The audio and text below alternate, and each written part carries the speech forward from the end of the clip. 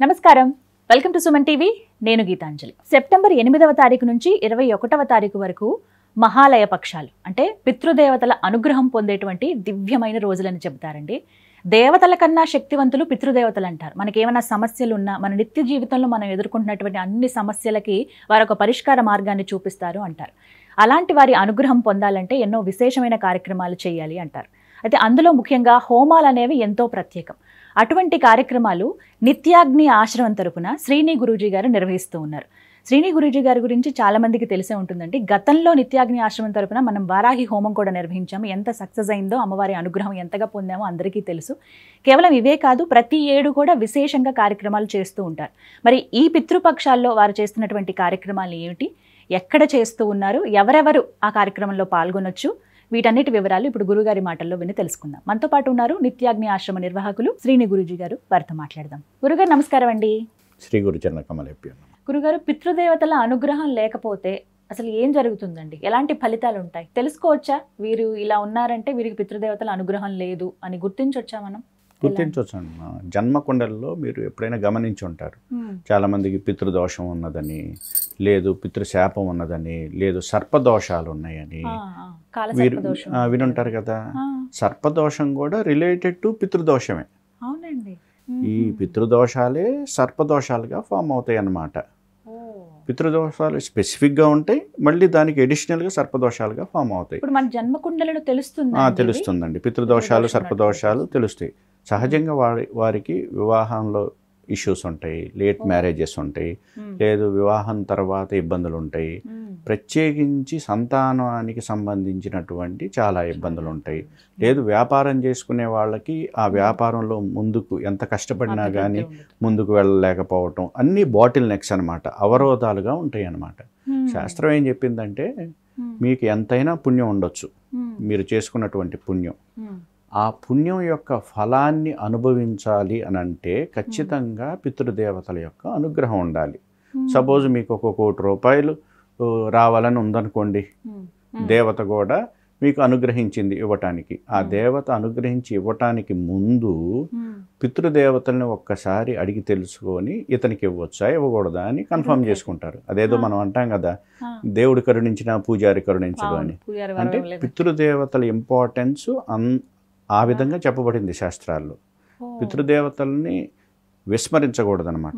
దేవతలను విస్మరించినా కానీ ఇబ్బంది లేదు, కానీ పితృదేవతలను అయితే ఖచ్చితంగా విస్మరించకూడదు. గురుగారు, మరి ఈ పితృదేవతలను పూజించుకునే విధానం కానీ, లేకపోతే ముఖ్యమైన రోజులు కానీ ప్రత్యేకించి ఇలా అంటూ ఉంటాయా? ఎప్పుడెప్పుడు వారిని ఆరాధించాలండి? వాస్తవానికి ప్రతిరోజు పితృయజ్ఞం చేయాలమ్మా.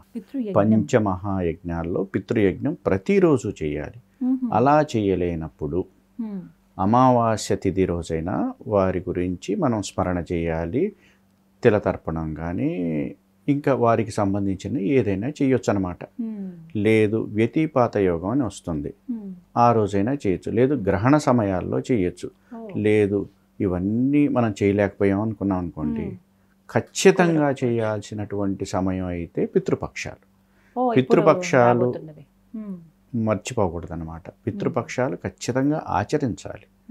ఆ పితృపక్షాల్లో కూడా నేను మిస్ అయిపోయానండి, తెలియలేదంటే పితృ అమావాస్య లాస్ట్ రోజు, అది మాత్రం మర్చిపోకుండా ఖచ్చితంగా ఆచరించాలి.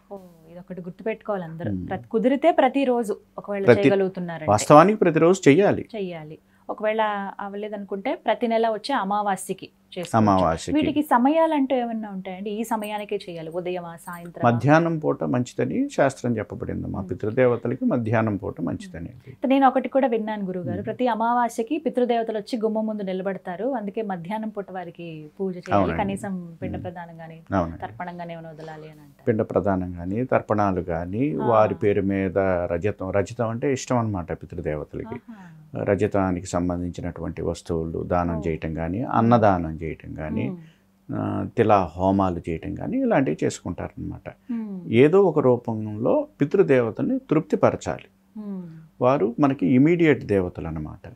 మనకి ఆది దేవతలకి మధ్యలో ఉన్నటువంటి దేవతలు కాబట్టి వారికి రెస్పాన్స్ చాలా ఈజీగా ఉంటుంది అన్నమాట. మరి వారి అనుగ్రహం పొందాము అని తెలిసే సంకేతాలు ఏమిటండి? ఎటువంటి సంకేతాలు వారు సర్వ కామ్యాలని, అన్ని రకాల కోరికల్ని తీర్చేటువంటి దేవతలు. ప్రధానంగా మన మీద వారికి ఏదో ఒక రూపంలో ఎఫెక్షన్, డిఎన్ఏ కనెక్షన్స్ ఉంటాయి కాబట్టి, ఎఫెక్షన్ ఉంటుంది కాబట్టి, ఆ రుణం తీర్చుకునే విధానంలో మనం వారి బిడ్డలం కాబట్టి, ఆ రుణం తీర్చుకునే విధానంలో వారు గనక తృప్తి పొందితే ఫస్ట్ వాళ్ళు ఇచ్చేది ధనాన్ని, సుఖాన్ని, ఆరోగ్యాన్ని. ఇది శాస్త్రమే చెప్పింది. ధనం, సుఖం, ఆరోగ్యం, ఇంకా అంతకన్నా మనిషి జీవితానికి ఇంకేం కావాలండి? సదాసుతోషాయ సుఖాయ సుఖదాయ చ అనేది ఒక బ్రహ్మ రాసినటువంటి స్తవనంలో ఉంటుందన్నమాట. సుఖాన్ని ఇస్తారు వాళ్ళు. రుచి ప్రజాపతి రాసినటువంటి స్తవనంలో అయితే ఆరోగ్య ప్రదాత అని కూడా రాసిందనమాట. సర్వ కామ్యాలను, అన్ని కోరికలను వీరు తీరుస్తారని కూడా చెప్పబడింది.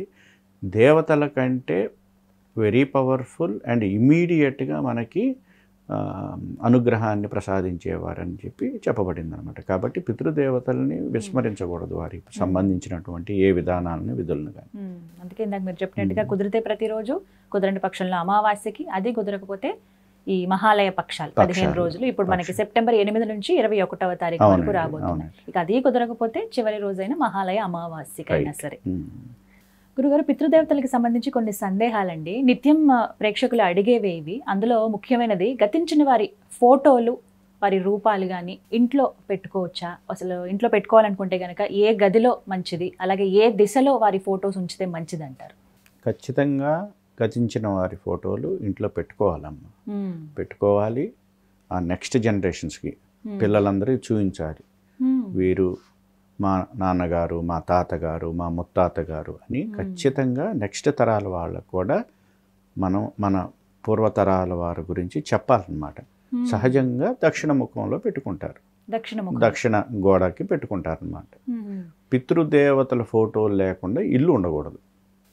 ఖచ్చితంగా ఉండాలి. మరి ఏ గదిలోనండి ప్రముఖంగా? అంటే ఎంట్రన్స్, ఇప్పుడు హాల్, ఎక్కడైనా పెట్టుకోవచ్చు అమ్మా, పర్వాలేదు, ఎక్కడైనా పెట్టుకోవచ్చు. దక్షిణ ముఖాన ఉంటే మంచిదని. ఏ గదిలోనైనా ఉండొచ్చు అని అంటున్నారు. ముఖ్యమైన సందేహం ఏంటంటే, చాలా మంది ఇళ్లలో నేను కూడా గమనించాను, దేవతలతో పాటు ఇప్పుడు దీపారాధన చేస్తూ ఉంటారు ప్రతినిత్యం. ఒక మండపంలాగా ఏర్పాటు చేసుకుంటారు, దేవుడు గది అని ప్రత్యేకంగా ఉంటుంది. ఆ దేవుడు గదిలో కూడా గతించిన వారి ఫోటోలు పెట్టి దేవతలను ఆరాధించినట్టుగానే వారిని కూడా ఆరాధిస్తూ ఉంటారు. పువ్వులు పెట్టడం, లేకపోతే ఏదన్నా నివేదన చేసిన వారికి కూడా నివేదన చేయడం, అగరబత్తి, హారతి ఇవ్వటము, ఇవన్నీ కూడా చూస్తూ ఉంటాం. అలా దేవుడి పటాలతో పాటుగా గతించిన వారి పటాలు కూడా ఉంచొచ్చా? ప్రత్యేకించి ఉండకూడదు అని ఏమి లేదమ్మా. కాకపోతే ఇక్కడ ఏంటంటే, గతించిన వారి ఫోటో అక్కడ ఉన్నప్పుడు మనం ఎమోషనల్గా కనెక్ట్ అవుతాం వాళ్ళతోటి. వారి గురించి మనం గుర్తు చేసుకోవటం, వారితో గతంలో జరిగినటువంటి అనుభవాలను గుర్తు చేసుకొని ఎమోషనల్గా ఫీల్ అయ్యి, పూజ గదిలో మనం ఏమి చేయాలనుకుంటున్నామో అది చేయలేకపోతాం అన్నమాట. దేవత కంటే ఎక్కువ ప్రిఫరెన్స్ ఈ ఫోటో అట్రాక్ట్ చేస్తుంది అనమాట. ఎందుకంటే మనకి వారితో ఎక్స్పీరియన్సెస్ ఉంటాయి కదా, అనుభవాలు ఉంటాయి కదా, అవి గుర్తు చేసుకోవటంలోనే మనము నిమగ్నం అవుతాం అన్నమాట. అలా పెట్టుకోవాలి అని అనుకుంటే దివ్య పితృదేవతలైనటువంటి మూర్తి రూపాల్లో ఉన్నటువంటి 4 పితృదేవతల ఫోటోలు పెట్టుకోవచ్చు అనమాట. వారు కూడా దేవతలే కాబట్టి పితృదేవతల ఫోటోలు పెట్టుకోవచ్చు. కానీ మన ఇమ్మీడియట్ రిలేషన్, ఇప్పుడు మా అమ్మగారు లేరు, మా అమ్మగారి ఫోటో లక్ష్మీదేవి ఫోటో పక్కన పెట్టుకున్నాను అనుకోండి, నాకు లక్ష్మీదేవి కంటే మా అమ్మగారే బాగా కనెక్ట్ అవుతారనమాట.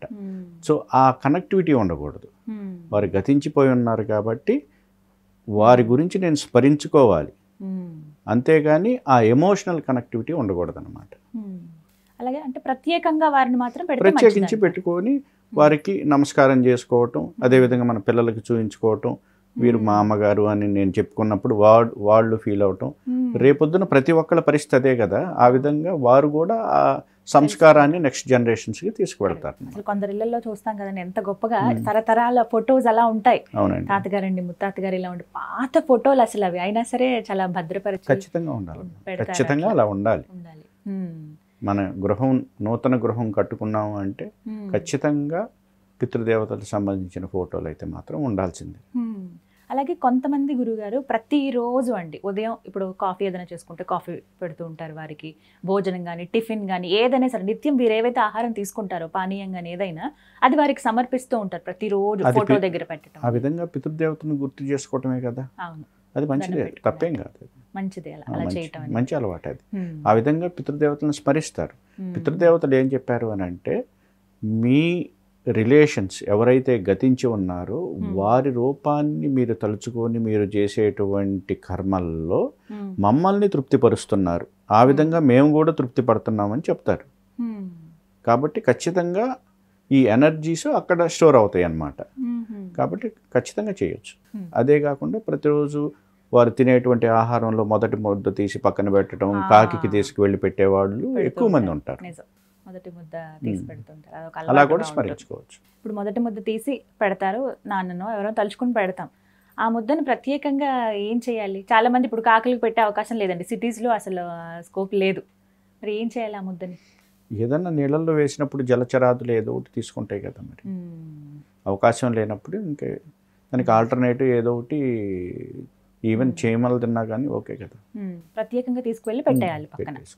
విన్నారు కదండి, నిత్యాగ్ని ఆశ్రమం తరపున కాశీలో సెప్టెంబర్ 8వ తారీఖు నుంచి ప్రారంభిస్తాయంటే భాద్రపద పౌర్ణమి అయిన తర్వాత వచ్చేటువంటి పాడ్యం ఏదైతే ఉందో అప్పటి నుంచి 21వ తారీఖు మహాలయ అమావాస్య, ఈ పక్షం రోజులు ఏవైతే ఉన్నాయో ఇవన్నీ కూడా పితృదేవతలు భూమి మీదకి వచ్చి ఉండేటువంటి సమయం అని చెప్తారు. వారి అనుగ్రహం పొందాలంటే మనం చేసేటువంటి దివ్యమైన కార్యక్రమాలు అవి ఎంతో విశేషంగా ఉండాలి. అటువంటిది కాశీ లాంటి మహాక్షేత్రంలో నిత్యాగ్ని ఆశ్రమం తరపున తిలాహోమం నిర్వహిస్తున్నారు. చాలామందికి సమయం ఉండదు మన ఇళ్ళ దగ్గర చేసుకోవడానికి కావచ్చు. గురుగారు చెప్పినట్లుగా ప్రతిరోజు అసలు మన పితృదేవతల అనుగ్రహం పొందడానికి వివిధ పూజలు అవి చేసుకోవాలంటారు. కానీ మనలో చాలామంది కుదరని పక్షంలో సంవత్సరంలో ఈ 15 రోజులైనా వారి కోసం అంటూ మనం కొన్ని కార్యక్రమాలు చేయాలి. కాబట్టి తిలాహోమం ఎంతో శ్రేష్టం అంటారు. అటువంటి తిలాహోమాన్ని మీరు జరిపించుకోవాలనుకుంటున్నాం అంటే కనుక స్క్రీన్ మీద నేను మీకు నెంబర్ ఇస్తాను. అలాగే nityagni.com ఈ వెబ్సైట్ ద్వారా కూడా మీరు అది సంప్రదించవచ్చు. మీకు ఒక షీట్ అనేది ఇవ్వడం జరుగుతుంది, అంటే ఒక ఫామ్ లాగా ఇస్తారనమాట. అందులో గతించిన వారి పేర్లు మీరు అక్కడ రాయొచ్చు. అలాగే పేరు, గోత్రాలు కూడా, మీ పేరు, మీ కుటుంబ సభ్యుల పేరు, గోత్రం అనేది ఉండాలి. అలాగే గతించిన వారి పేర్లు కూడా తల్లి తరపు నుంచి అలాగే తండ్రి తరపు నుంచి ఎవరికైతే చేయించాలనుకుంటున్నారో అవన్నీ పేర్లు మీరు రాయండి. మీకు ఈ 15 రోజుల పాటు వారి పేరు మీద తిలాహోమం అనేది నిర్వహిస్తున్నారు. సుమారుగా రోజుకి 100 రూపాయలు కూడా ఖర్చు అవ్వంటే అర్థం చేసుకోవచ్చు. ఒక 1500, 1600 మధ్యలోనే మీకు ఖర్చు అయ్యే అవకాశం ఉంటుంది. సాధారణంగా మనం బయటికి వెళ్తే ఎక్కడైనా ఒక సినిమాకో లేకపోతే ఎక్కడికైనా వెళ్తే మనం గడిపే ఖర్చు ఇది ఒక 2000 వరకు అవుతుంది. అంతకన్నా తక్కువే అని చెప్పుకోవాలి. రోజుకు ఒక 100 రూపాయలు కూడా ఖర్చు అవ్వదంటే అర్థం చేసుకోండి. అలాగే ఇంకా విశేషంగా కేవలం తిలాహోమమే కాదు, అక్కడ ఉండేటువంటి వేద విద్యార్థులు కావచ్చు, సాధువులు కానీ అలాగే వేద పండితులు కానీ వీరికి ద్వాదశి రోజున అన్నదానం కావచ్చు, వస్త్రదానం కానీ వారికి దక్షిణ కూడా ఇవ్వడం జరుగుతుందండి. మన చేతులతో మనం ఇలాంటివి కొన్ని చేయలేకపోతాం, కానీ మన తరపున మన పేరు మీద ఇలా విశేషంగా అక్కడ ఈ కార్యక్రమం అయితే జరుగుతుంది. నిత్యాగ్ని ఆశ్రమం శ్రీని గురూజీ గారి ఆధ్వర్యంలో అనమాట. గతంలో మీరు చూసే ఉంటారు వారాహి హోమం ఎంత విశేషంగా జరిగిందో. చాలామంది సంతృప్తి చెందారు, అమ్మవారి అనుగ్రహానికి కూడా పాత్రులయ్యారు. ఇక పితృదేవతల అనుగ్రహం పొందుదాం అనుకున్న వాళ్ళు కాశీలో జరుగుతున్నటువంటి ఈ మహా తిలా హోమంలో మీరందరూ కూడా పాల్గొనండి. పాల్గొనదలిచిన వారికి వెబ్సైట్ డీటెయిల్స్ అలాగే నెంబర్ కూడా ఇవ్వడం జరుగుతుంది, సంప్రదించండి. నమస్కారం.